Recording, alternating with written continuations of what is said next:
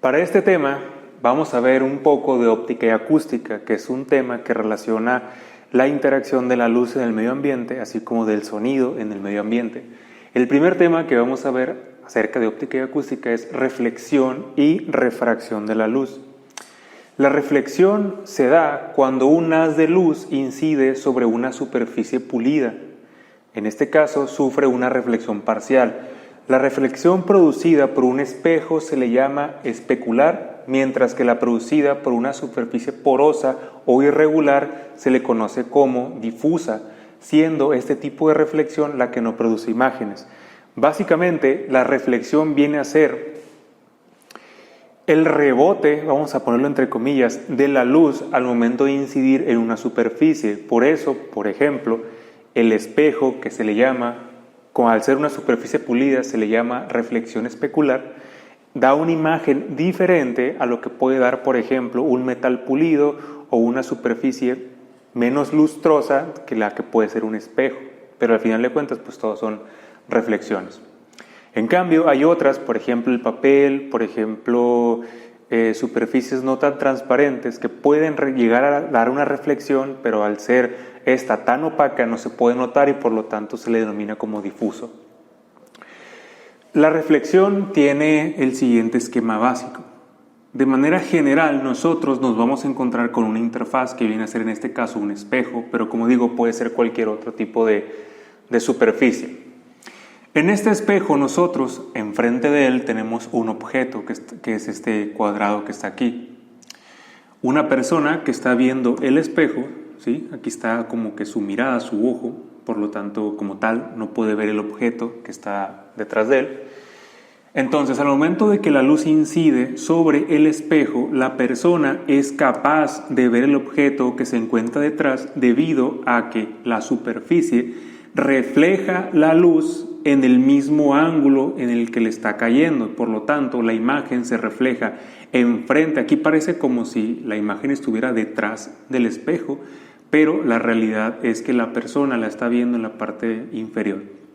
Ahora, una parte importante, al menos para la parte de la reflexión, es seguir estas dos reglas o estas dos leyes. La primera es que el rayo incidente, el rayo reflejado y la normal se encuentran en un mismo plano. El rayo incidente viene a ser la luz que en este caso, por llamarlo de alguna manera, sale de los ojos de la persona, que es lo que está viendo, ¿sí?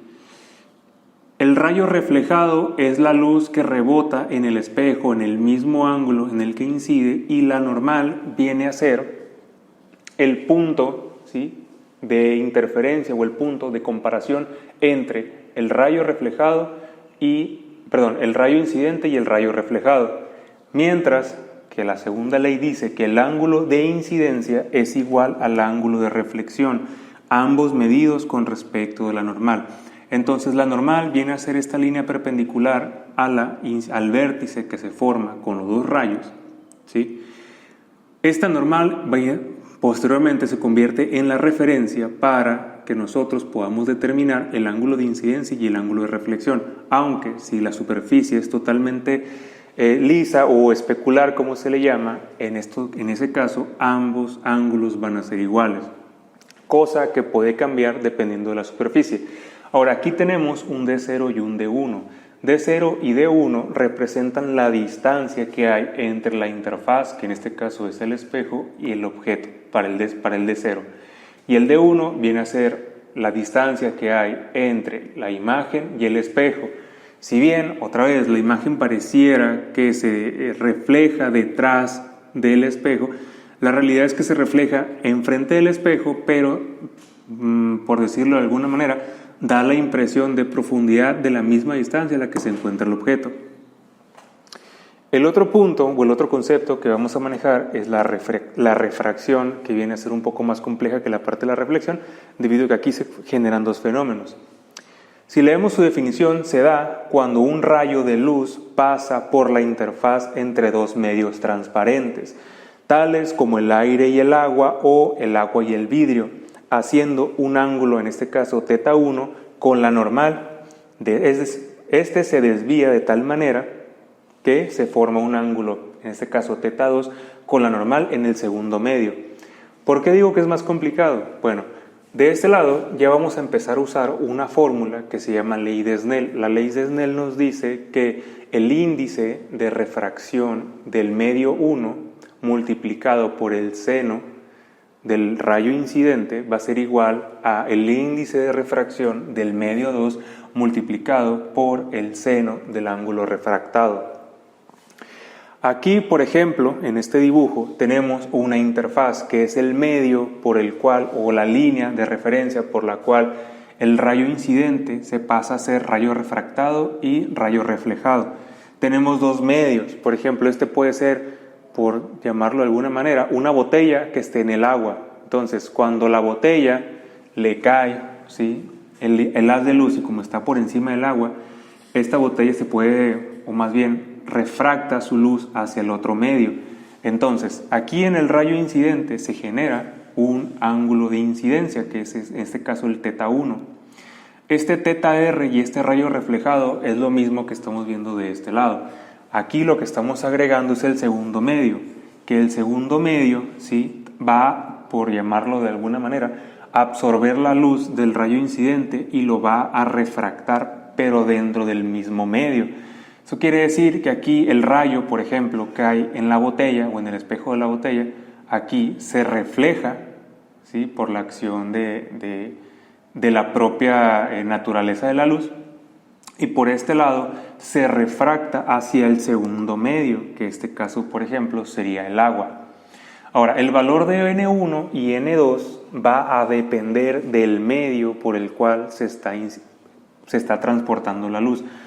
No es igual un índice de refracción, por ejemplo, del aire, que del agua, que del vidrio, que el plástico, por ejemplo, etc. Cada uno tiene su propio índice y, por lo tanto, dependiendo de tal índice, es el ángulo del rayo refractado, ¿sí? Mientras más diferentes sean los medios entre sí, el ángulo va a estar más disperso. Ahora, las leyes, bueno, la refracción también tiene dos leyes. La primera es prácticamente la misma que la ley de la reflexión. La única diferencia es que aquí estamos hablando ya de un rayo refractado. El rayo de incidente, la normal, y el rayo refractado se encuentran en el mismo plano. ¿Ok? Y la número 2 dice, la ley de Snell, los senos del ángulo de incidencia y de refracción son directamente proporcionales a las velocidades de propagación de la luz en sus respectivos medios. Y luego viene una fórmula, el seno del ángulo del rayo incidente entre el seno del ángulo del rayo refractado va a ser igual a la velocidad de propagación de la luz en el medio 1 entre la velocidad de propagación de la luz en el medio 2, o lo que es lo mismo, el índice de refracción del medio 2 entre el índice de refracción del medio 1. O sea, aquí sería al revés.